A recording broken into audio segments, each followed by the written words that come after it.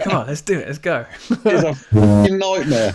Hey everybody, welcome to the next episode of Moving the Spotlight. Today I'm joined by two of my favourite people in the entire world, because they're two of the coolest people in the entire world as well, because they own a vinyl record shop. So I'm going to bring in the lovely, adorable Pete and Linda. Here they are. Hey guys, how you doing? Hey! You alright? There they are. So yeah, welcome guys. Thank you so much for doing this. I know this is probably weird, but yeah. It's nice to see you, Neil. I know. Not to see anyone. I think you were at one of our last gigs when we did the shop gig. Yeah. It was one of the last ones. It's certainly the last shop gig. It's certainly the last gig we had in the shop. Oh, it's so weird, isn't it? How's things been? Because that's one of the main things. Is how's everything been in? How have you guys got on with like COVID in the shop? Yeah. Well, Very quiet. Not that quiet. Yeah, I mean, keeping busy because we do a lot of mail order. Ah, okay. So we've kept pretty busy. That's we good. We do mail order all around the world because we do a lot of stock on Discogs, which is a big selling site for vinyl records. That's all we do now is vinyl. Is it? Have you literally just vinyl now then? Yeah, it's just vinyl now. We've got rid of all the CDs, just vinyl and posters. And Nice. yeah, we sell all around the world through this Discog site because it's a worldwide site. So how's that been affected, mate, with Brexit and stuff like that? I mean, if you want to get political, I did. Yeah, you really want to get it off my chest? Yeah, do it, mate. Do it. Come on, let's do it. Let's go. It's a fucking nightmare. Yeah, it's been bad, isn't it? I've always hated the idea of Brexit from the beginning. We've always, I knew this would happen. But it's Knew it would happen. What would happen? All the mess, all the tariffs and everything. Oh no! When I was teaching 4 years ago when they had the vote, and I stood at the front of classes telling the students that this would happen. It's just, and it has, unfortunately. How much red tape do you guys have to go through now, or how much has the cost increased for you to send a record? Well, sending a record, it's only about another 10% cost-wise to send a single record. Only. But we've had to, but now we have to fill in like a great big customs form for every single record, or even one CD. You have to fill in a big customs form that's got about 8 questions on it, and your name and address and a tariff number and your VAT number and a date and a weight and a sign it. And it's every single record. Every single one that you sell to Europe now. Anyone that goes out of the country, anywhere in the world, we have to do that. So not only have you got a 10%, so you're losing 10% more because you haven't spent, obviously, because it's costing 10% to send. But a lot of they're also not selling so much abroad. Yeah. The first thing that happened, we lost a big order. A guy in Spain was going to buy a couple of £1,000 worth of cheap records off us because he runs a shop in Spain. And we always get lots of cheap stock, and he was going to buy it. And then he looked at the tariffs and said, I can't do this anymore. Yeah, we sold to him last year, didn't we? Yeah, we sold him before, and he said, no, I can't do it anymore. I used to send big parcels. I've got big boxes that hold 22 kilos of records, 120 records. Because I'm clearing out this huge collection, but we're trying to slim down. Yeah. I've been doing that on eBay and stuff. It's great. I'll be sending them all around Europe, but I can't send one out of the country anymore. I've tried to send 4 or 5 out of the country, and every one of them's come back saying, you haven't got the right paperwork, you haven't got this, you haven't got that. And we filled in all the paperwork that's been asked of by the delivery companies and stuff, but just doesn't go anywhere, so I've just had to stop doing that. But the delivery companies don't seem to really know. The delivery companies don't. They're not quite sure. DPD, TNT, we're getting different advice from different companies at the moment. Yeah. Nobody seems to quite know the right way to get things out of the country and into Europe. I've still got one parcel with a guy in Spain waiting for it, and it's been from Tamworth to the coast, I think 4 or 5 times so far. Every time he gets there, they look at it, say, no, you haven't got the right paperwork, send it back to Tamworth. Tamworth look at it, say, yes, it has, send it back. They say, no, it hasn't, it comes back. And bloke in Spain's waiting, and this thing's just bouncing around the country. That's mad, anyway. But apart from that, everything's going well. Apart from that, and the shop being shut, we've done it now. We've done it now. It's done. Yeah, we've covered it. It's an absolute shit show. That's kind of all I need to say. And I feel terrible for people like you, for musicians now. We know quite a few musicians, and I mean, hopefully they're going to renegotiate something to allow musicians to get around Europe, because it's a nightmare for musicians. I hope so, mate. It's. I hope so. I mean, because we had a lot of plans for for Germany and Europe and stuff like that. And absolutely. we've literally just the costs for us have gone through the roof on it. Just for that. And then it's not that, it's a case you'll know is when we're traveling from country to country, the amount of paperwork, and we're my dad organises with an inch of our life, so, and he's just looking at it going, this just doesn't make sense financially, and all that kind of stuff. But this is why we wanted to do this kind of series, really, was to talk to you, because you guys obviously in the music industry from obviously selling and vinyl, and you work with bands as well, and you have them in the shop. So let's do a plug for the shop. So we've got the psychotronrecords.co.uk there, so that's the website to go to, guys. It is an incredible shop. The main thing I love about your shop is the vibe. You walk in, and I think my very first time ever kind of being in the shop, I think Carrie Martin was in there as well, who's incredible. And you were just so chilled out, and you stuck kind of Kaftan Society on, and Carrie played me some songs because her guitar was, I was like, oh my God, this is my new favourite place. And so when everything does open up, guys, please go down to it. What's the address, Pete Linda? Tell me, shout out the address of where it is is it Boldmere? Is that right? Yeah, 26 Boldmere Road.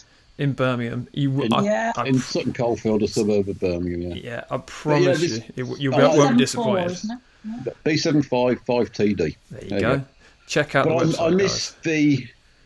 Sorry, B73. B735TD. I knew I'd get it right. But, you guys know where your shop is, yeah? You know where it is. No, it has been closed for a month or two. We haven't seen it for months. It's been a real heartache, because we both absolutely love the shop.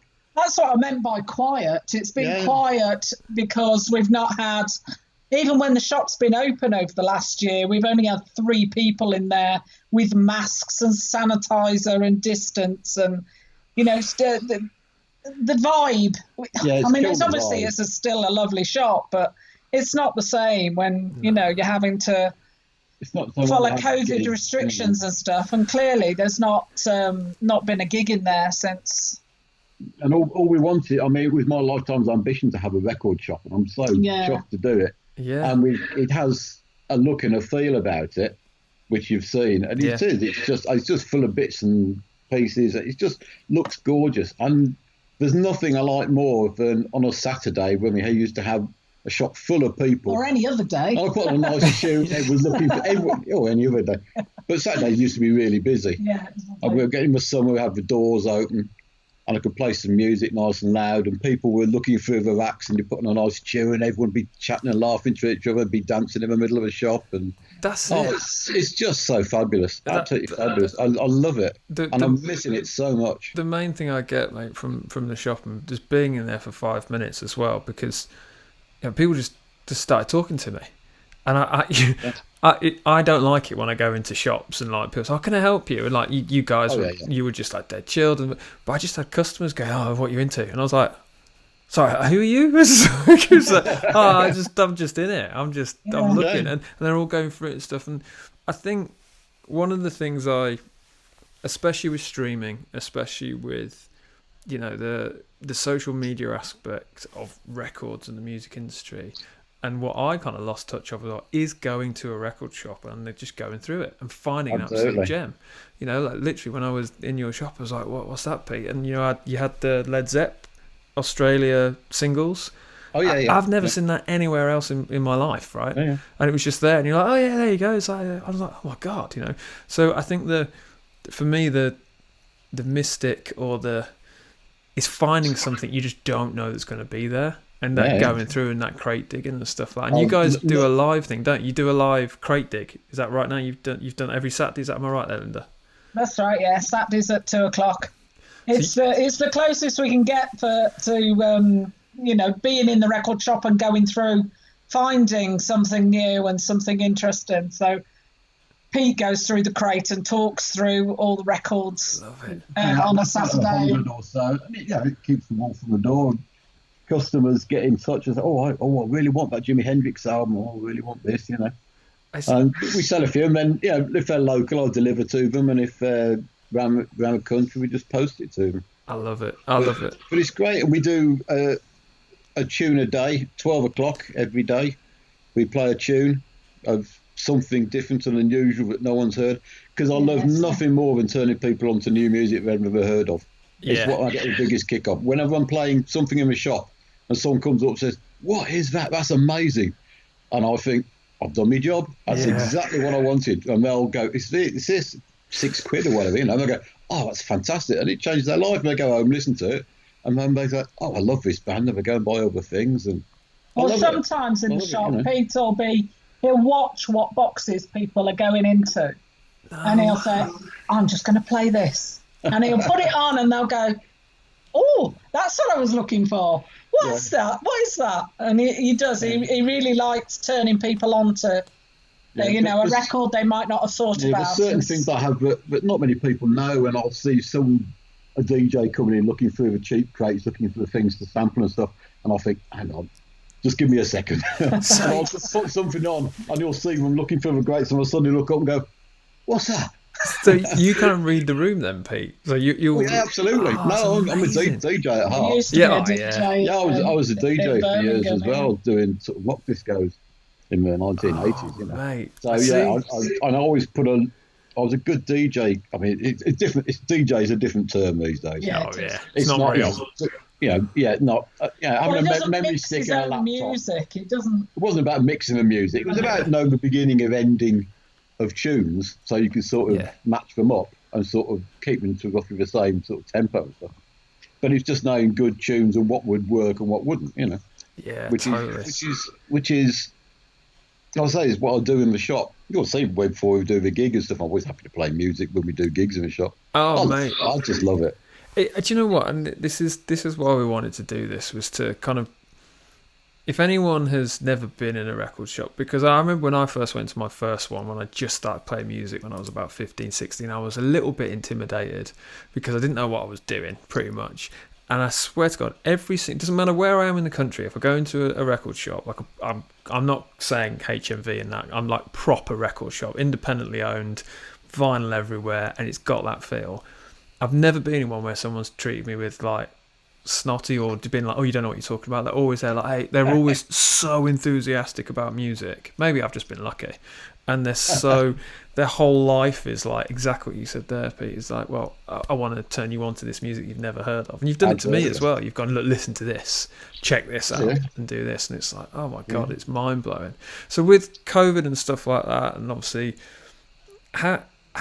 did you guys deliberately say, right, we're going to do a crate digging on a Saturday? Because I saw, obviously, when we were all open, you did the new music thing, and you did that. But did you then go, "Look, let's do live stream crate digging and stuff"? Was that specifically to kind of combat COVID and get people back into the feel of the shop?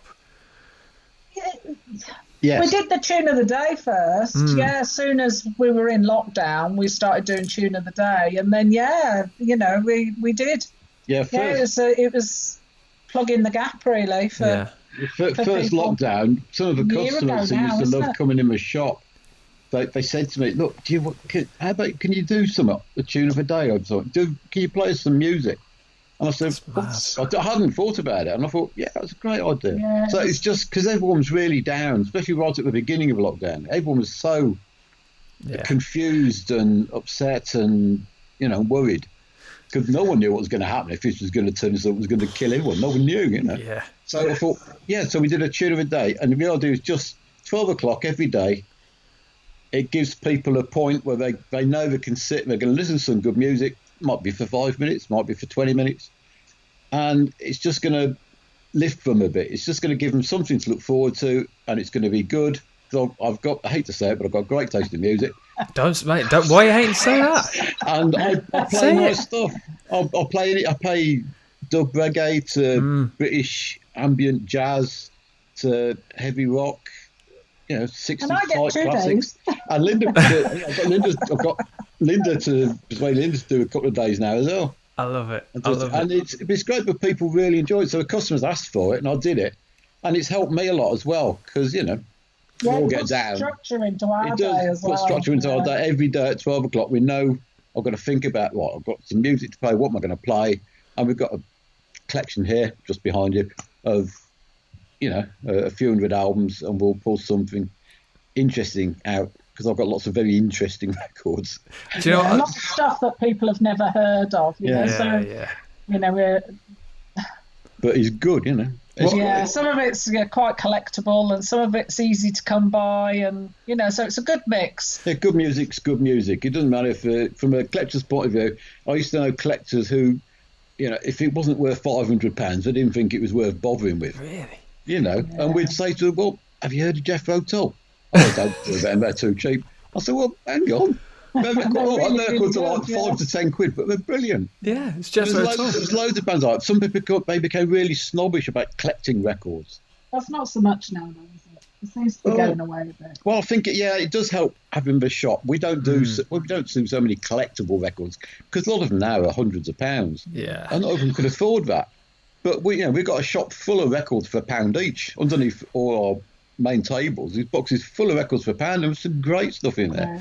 But so we have teenagers come with no money and say, well, for £5 you can have 5 really good records, and we'll happily go through them and show them things to listen to, their style, But you can see the passion, and you do it on Facebook, don't you? The record of the day. Live, So they do it on Facebook Live. So I mean, the main thing I get from it is just whenever I watch them and stuff like, you guys just like, this is great. Look at the cover, look at the record, and you can feel the passion kind of bouncing off the screen.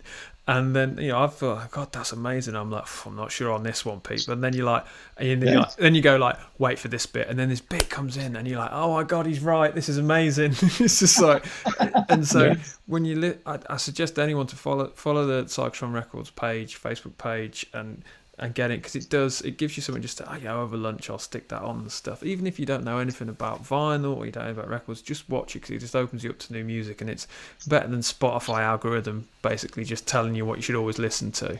Yes. So talk to me about the gigs then. When did you first decide to do a gig in the shop? In a tiny shop.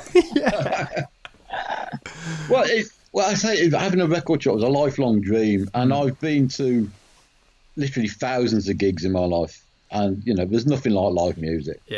We both do. We both just love music. So we used to have a little shop in a tiny market hall in Sutton, and it was a tiny shop. And then through that shop we met Gordon Giltrap, who is an amazing guitar player, legend, absolute legend, and known throughout the world, and been on Top of the Pops and Old Grey Whistle Test, and and we met him, and he said, "Oh, how about I'll come in the shop and do a few tunes?" And oh yes, please. That'd be amazing. So him and the guitar, we could cope with that. Yeah, that was fair. That's when we started, wasn't it? But once we had the other shop, and we had our own front door, and we can open and shut whenever we want to, so we can now have gigs in the evenings. And then I can't remember which gig did we start with. Carrie, probably.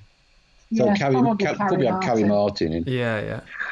And you've been in 3 times. So see, this is where you test twice. Yeah, you were talking about a third, weren't you? We're definitely going to do a third. And I'm not just saying this because you've agreed to be interviewed by me. It is honestly my favourite gig to do, because I tell you, it just breaks down a barrier between the audience and you, because they are literally there in your face. Yeah. And you're like, and then you decide to take a plunge and make a circle of us, and in the middle and stuff. Yeah, it was great. It was really good. I love it because it's you're surrounded by music, and I'm a big believer in vibes and energies and the universe and stuff. If you're surrounded by great music on vinyl, I think it holds kind of a power, and you're playing it, and everybody always talks to us about those gigs.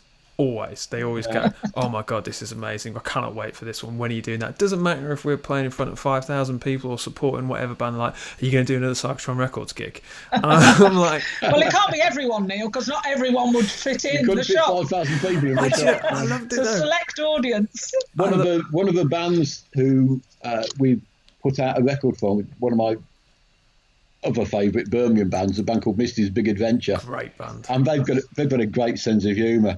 and they're determined after this to come and do a gig in the shop. Mate, there's about 12 of them, isn't there? The only downside of that is there's 8 people in the band. And a dancer. And they have costumes. It'd be costumes. hilarious for them to fill up the shop and everyone can just stand outside and press their nose against the glass to watch them. As soon as COVID and pandemic and everyone's got it, it's safe for everyone to do it, I tell you what, I'm going to that gig. I don't care if you can't let me in. I'll literally knock on the back door, be like, just let me in, guys. I'll just sit here. Can't wait. Yeah, it'd be brilliant. And we've tried. We've 2 or 3 times now. We've had Carrie Martin set up to play a gig in the church just up the road from the shop. Oh wow! Which is supposed to have a really nice vibe for sort of nice little laid back acoustic gig, you know. Because you have your own record label, don't you? Yeah. Yeah, and we released her latest album on vinyl last year, and she was due then to do a lot of promotion and promoting gigs and so on, and of course none of them have happened. So yeah, it's scheduled and it's been moved, and we were going to put it in the church in Boldmere as an alternative venue, see what it was like in there, because you can get more people socially distanced. Yeah. Because we could hardly have any audience at all if we socially distanced them in the shop. And that's because the vicar is a customer. Yeah, he's a really cool vicar. He's a vicar who comes in and buys The Damned and Black Sabbath and stuff. He used to be in a punk band in the 70s. See, that's what you get with a records shop, right? Such a lovely guy. Yeah. Mate, I meet some fabulous people. Yeah. Everyone's so nice. One of the things that's happened during the last year while we've been locked down is Gary, the vicar at St Michael's Church in Boldmere, came to us and said, I've got an idea for promoting the shop. And we recorded Vicar's vinyls where he took a walk around the shop, sort of making some recommendations from one or 2 of the boxes that were in the shop. And we recorded it and he's edited it. So is it on our YouTube channel? It's on his YouTube channel. Well, it's got to be on our YouTube channel. Oh, amazing. This lovely cool guy in his dog collar talking about this fantastic Damned album, you know. See, this and is... he sold it when he was training because he didn't think a vicar should own a Damned, but he's been buying them back. So. But this is why, you know, everyone should experience Psychotron Records, guys, and you need to go check it, because it's... I know I could talk to you 2 all day, and I could desperately do my best to try and bring it to life, but nothing is better than going in there and just chilling out and listening and chatting and stuff like that. So when it all does get open up, could let you in. I know. We can't wait till we can open properly again. So just open, especially this summer, open the door, put on some lovely vibes, and just let the world come in and wander around. I love it. If people don't buy anything, I don't care. Well, it's never been about money. This has always been about passion for music. My passion for music. Yeah, the fact that we make money off it as well is just an absolute bonus, you know. Oh, I mean I think that's the vibe that everyone kind of gets from it, especially I do being a musician, because I know many musicians will be like, yeah, I want to be rich, I want to be famous. It's like, for us, it's like, look, we just want to play music. We want to play music in front of people and make people, as you said, put music on, give them good vibes and stuff like that. When we were playing your last gig, I don't think I told you this, but when we were playing, Jeff Lynne's assistant was walking past from ELO, and he came in. So he came in and he kind of stood in. I was like, what's going on in here? Stood in. And Luke's dad knows him. His name's Phil. I was like, hello, Phil, what are you doing here? He goes, oh, well, I just do this band. He goes, well, that's my son. And see, that's what I love about the universe and stuff. Like, you've got Jeff Lynne's assistant walking past going, what is going on here? It's just like, and he comes in. But that's what it needs to be about, and everything needs to happen, really. We need to get back out and when it's safe to do so, and make sure everyone can get to Psychotron Records. But my question for you is, when did you first meet us and stuff like that? Because we didn't meet doing the gig. Was it the Mother's gig? It was a Mother's gig, yeah. Yeah, it was, but because you were first on at the Mother's gig, weren't you? Yeah, that was daunting. It's on the big stage, on the big stage, and it was great, that gig.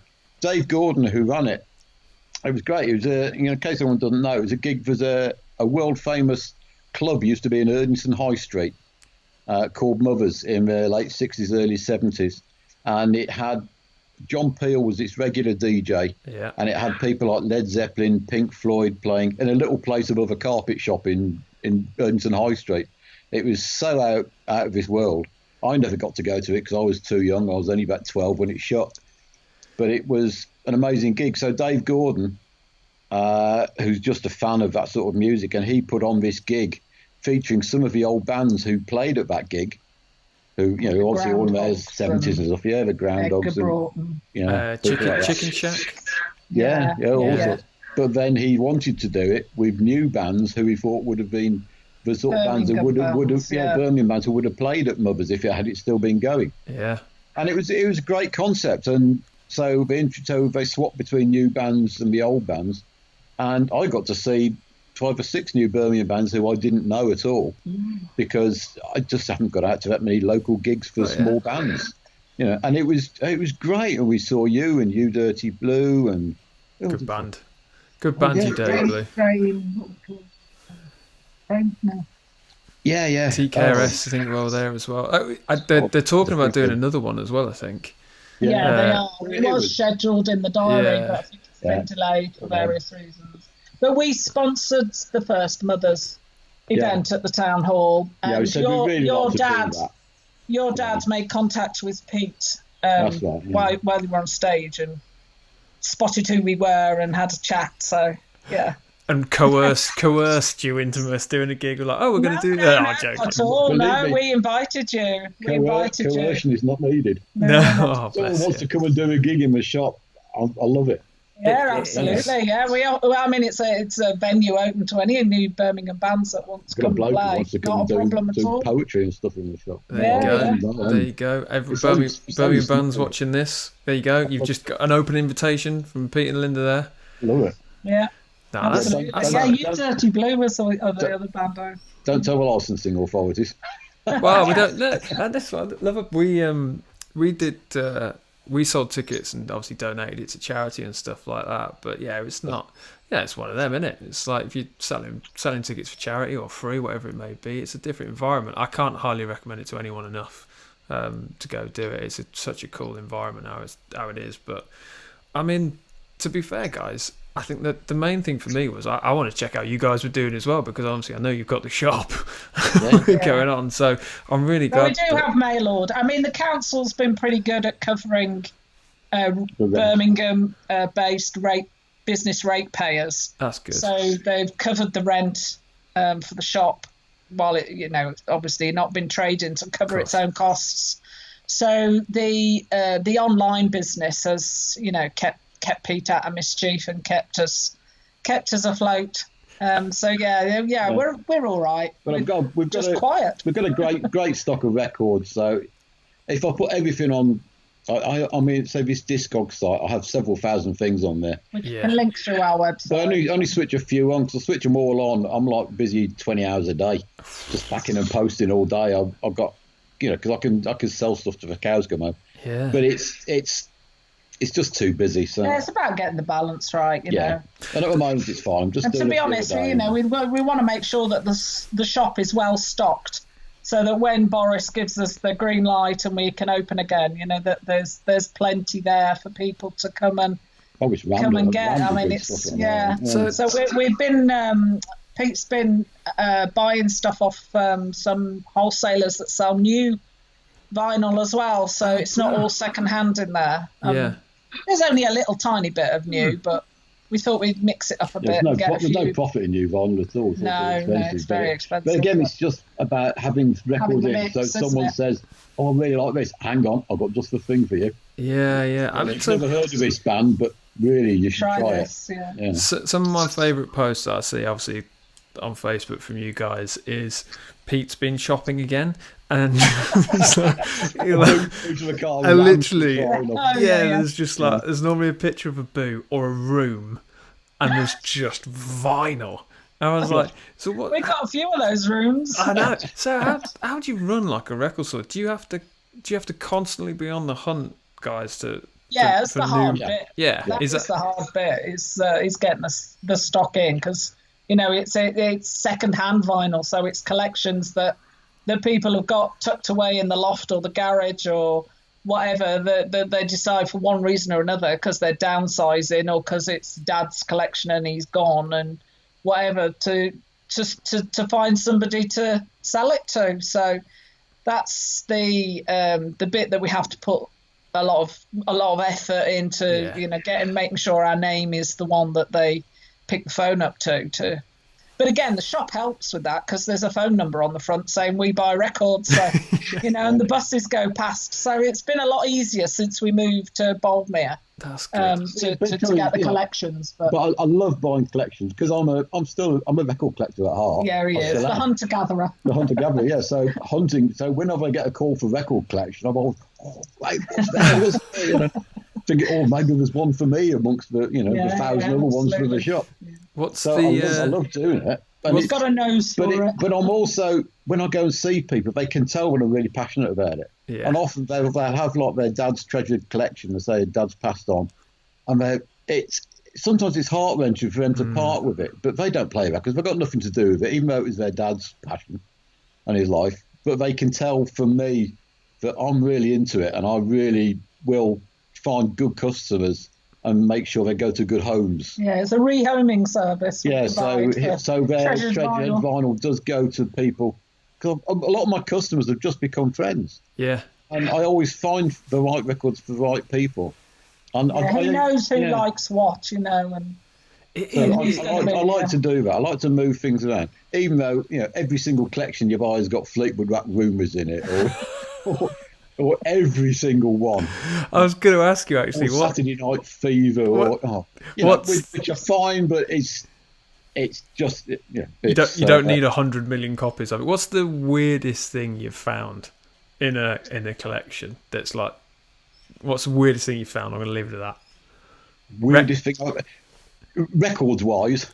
We'll go record wise first.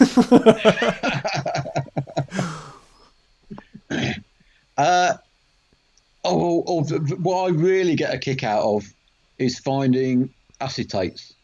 Oh yeah, okay, yeah. Of unknown bands. So I'm 61 now. I've been collecting records since I was about 10, and I've seen literally millions and millions of records in my life. But it's a perfect hobby, record collecting. Perfect, because you can never finish. You can't say, all the dinky cars, I've got all of them now. You can't. I mean, music is music all around the world. You cannot collect every record in the world. No, if you had 50 warehouses, you couldn't do it. Have you ever found anything weird in the sleeves though, Pete? Or because normally, I've bought records before. I've found a few dodgy pictures of friends and things. Really? Oh my god, that's awkward. Yeah, I did find some pictures of a girlfriend once in there, old black and white ones. Probably some girlfriend you'd forgotten about from the 1960s. Oh my word! I think some dried up old joint or something rolled out of the cover once as well. But doesn't that just give it so much more kind of energy and stuff like that when you absolutely. It's like some Pink Floyd record that's got like an old joint in it, you're like, oh my god, that's amazing, and someone's literally forgotten about it. That is amazing. What's the best thing you've found, mate? What's like is there a holy grail of record that you want to get or you have got previously? Well, my holy grail is one, but I have got it now, and I had to buy it, or I basically swapped it with a German dealer because he knew that I'd wanted this record for 20 years. No way. And I eventually, he said, I've got one, but it's going to cost you. So I gave him like a big pile of records for it, and and it's worth about $2,500. Whoa! And that's never be sold now. That's yours forever. Oh, no, that's mine. Yeah. No, it's a band called the Churchills, which is just an amazing psychedelic thing from the 60s, which is, it's just amazing. But there's so many great things out there. It's just discovering something new. I mean, my favourite sort of era is a lot of the sort of music that you play. Yeah. Your music is influenced by the sort of 60s, early 70s stuff, which is 100%. My sort of era. So discovering, there's always new bands. I want new bands from 1970, say, but I'll suddenly come across something, listen to it and go, 50 years ago, I've never heard it before, and it's just amazing. Yeah. Just blows my mind, and it's just incredible what turns up. That's why I say the best hobby in the world, because it teaches you so much stuff. apart from you can never collect everything, it teaches you social history, it teaches you geography, it teaches you finance, and and how some of these records rise in price and how some fall. There's lots of really interesting things. You could do worse than get your kids into collecting records to give them a bit of an education, Do you know what? My mum and dad, they rang me and said, "Oh, we've got all these vinyl, we're going to chuck them." I was like, "Do not chuck them." I was like, "What are you doing?" He said, "Oh yeah, but some of them are crap, some of them are great." And I said, "Give them to me." And they were just like in the loft, right? Some had sleeves, some didn't. Yeah.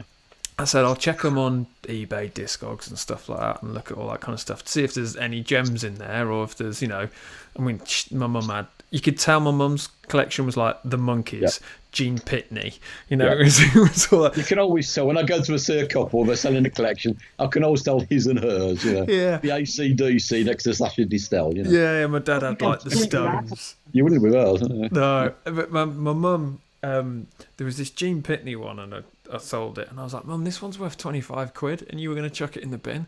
She was like, "Oh, how much do you reckon you're going to get for all of these together?" And I got like 150 quid from them, I was like, but the amount of people that must just kind of chuck them away. I know Maria's got like an original revolver and stuff from her mum and stuff from the Beatles when they literally just bought it first hand straight there. And it's got she'll never sell them. Yeah, she'll never sell them because it's got like, her mum's name.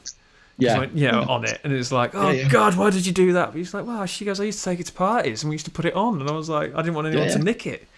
Absolutely, that's why everyone wrote my name on the record. That was it. There was no radio station in those days. I mean, radio was, if you were lucky, you grew up with Radio 1 and Radio 2, but they wouldn't play all the good music. Nah. They were very corporate and very middle of the road. And if you had the new Bloodwind Pig album or something that radio wasn't going to play, except maybe John Peel at night, then you took it round to your mates and you played it to death, thinking, oh, this is great. All these bands. So, you wrote your name on the records, that's what everyone did. And, unfortunately, it sort of devalues it a bit now, but it's not the point, is it? I kind of like it. It's the artifact. You were talking before. It's like, I know a guy who collects punk records, and the last thing he wants is a mint record. Yeah. He said it's punk. He said the idea of punk was to destroy stuff. If I buy a record and it's not scratched and crackly, I'm really upset. It means it hasn't had a life. That's amazing. That guy was not a punk who bought that record. He was a record collector, and I'm not interested in that. I'm interested in the music. And the music of punk is nihilism and, being angry and stuff. And I want a record that's been around the block. Totally. Pogoed around his room to it. It has a visceral feel to it.